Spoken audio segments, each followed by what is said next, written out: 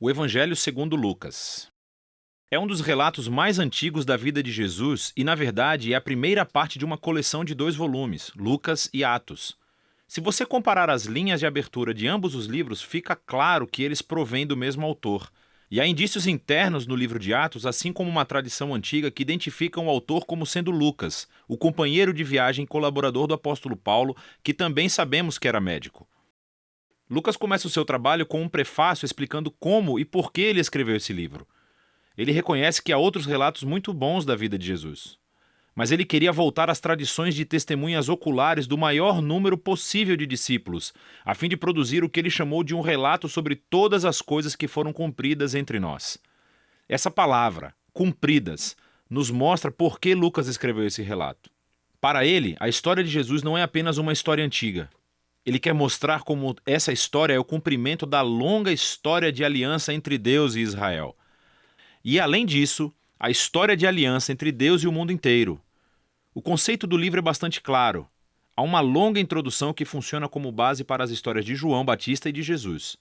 E nos capítulos 3 a 9, Lucas pinta um retrato robusto de Jesus e a sua missão na região natal da Galileia. Depois disso, uma grande parte do livro descreve a longa jornada de Jesus até Jerusalém. O que leva ao clímax da história, que é a última semana de Jesus em Jerusalém, levando a sua morte e ressurreição, e que então nos leva até o livro de Atos. Neste vídeo, vamos nos concentrar apenas na primeira parte do Evangelho de Lucas.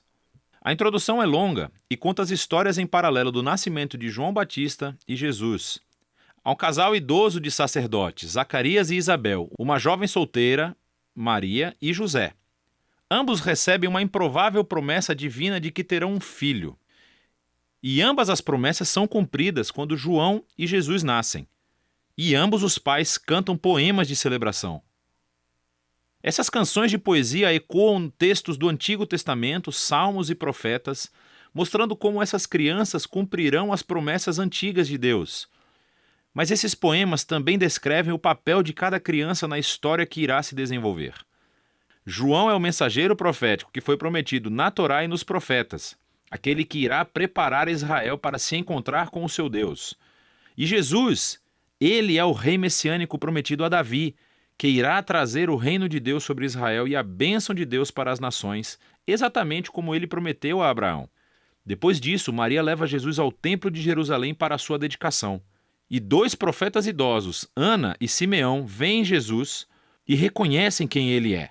E Simeão canta a sua própria canção, um poema inspirado pelo profeta Isaías. Ele diz que esta criança é a salvação de Deus para Israel e que ele se tornará luz para as nações. Assim, com toda essa antecipação, a história avança para a próxima sessão principal, onde Lucas apresenta Jesus e a sua missão. Ele prepara a história com o movimento de renovação de João no Rio Jordão, onde ele clama por um novo reino de Israel, arrependido e comprometido com uma nova vida através do batismo. Ele está se preparando para a chegada do reino de Deus. E então Jesus aparece como o líder desse novo Israel e ele é marcado pelo Espírito e pela voz de Deus que vem do céu. Ele é o Filho amado de Deus. Depois disso, Lucas segue com a genealogia e traça as origens de Jesus, primeiro até Davi, depois até Abraão e, por fim, até o início da história de Adão, no livro de Gênesis. Lucas afirma aqui que Jesus é o rei messiânico de Israel que trará a bênção de Deus não apenas a Israel, a família de Abraão. Ele veio para todos os filhos de Adão, para toda a humanidade. Depois disso, Lucas estrategicamente relata a história de Jesus seguindo rumo à sua cidade natal, Nazaré, onde ele inicia a sua missão pública.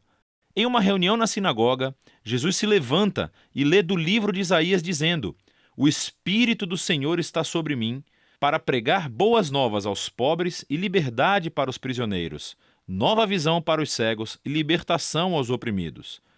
Agora, assim como os outros evangelhos afirmam, esse Jesus apresentado é o rei messiânico que traz as boas novas do reino de Deus. Mas o que Lucas destaca de uma maneira única são as implicações sociais da missão de Jesus. Então ele traz liberdade, cuja palavra grega é aphesis. Literalmente significa libertação e se refere à antiga prática judaica do ano do jubileu, descrita em Levítico 25. É quando todos os escravos israelitas foram libertados, quando as dívidas das pessoas foram canceladas, quando a terra vendida foi devolvida às famílias. É tudo uma reencenação simbólica da justiça e da misericórdia libertadora de Deus. E então Jesus diz que esta boa nova de libertação é especificamente para os pobres. Agora, no Antigo Testamento, os pobres, ou em hebraico, ani, fazem parte de uma categoria muito mais ampla do que apenas as pessoas com pouco dinheiro. Refere-se também às pessoas de classe social baixa na sua própria cultura, como pessoas com deficiência, assim como mulheres, crianças e idosos. Também pode incluir pessoas forasteiras, como pessoas de outros grupos étnicos ou pessoas cujas más decisões de vida colocaram-nas fora de círculos religiosos aceitáveis. E Jesus diz que o reino de Deus é especialmente uma boa nova para essas pessoas. Então, depois disso, Lucas imediatamente coloca diante de nós um bloco grande de histórias, mostrando-nos como é a boa nova de Jesus para os pobres. Ela envolve a cura de uma mulher doente acamada, ou de um homem que tem uma doença de pele, ou alguém que esteja paralisado. Há histórias aqui também sobre Jesus acolhendo na sua comunidade um cobrador de impostos, Levi, que não é financeiramente pobre, mas um forasteiro social. Há uma história sobre Jesus perdoando uma prostituta. Lucas nos mostra como o reino de Jesus trouxe restauração e inversão das circunstâncias de uma vida inteira. Ele aumenta o círculo de pessoas que são convidadas a descobrir o poder de cura do reino de Deus. E como a missão de Jesus atrai muitos seguidores, ele faz algo ainda mais provocativo. Ele forma essas pessoas em um novo Israel, nomeando sobre eles os 12 discípulos como líderes correspondentes às 12 tribos de Israel. E então Jesus ensina seu manifesto de um reino invertido, ou como Lucas o chama, o sermão dado na planície. Ele diz que o amor de Deus pelo forasteiro e pelo pobre significa que o seu reino traz uma inversão em todos os nossos sistemas de valores.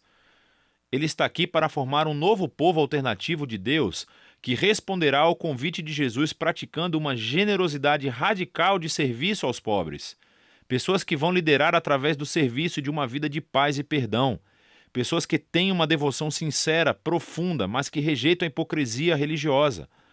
A visão radical de Jesus reivindica a autoridade divina. Ela começa a gerar resistência e controvérsia, especialmente entre os líderes religiosos de Israel. A maneira como ele alcança as pessoas questionáveis é uma ameaça às tradições religiosas e ao senso de estabilidade social. E então eles começam a acusar Jesus de blasfêmia contra Deus, de ser um bêbado e de se misturar com os pecadores. E assim essa ascensão culmina em uma nova revelação da missão de Jesus aos seus discípulos.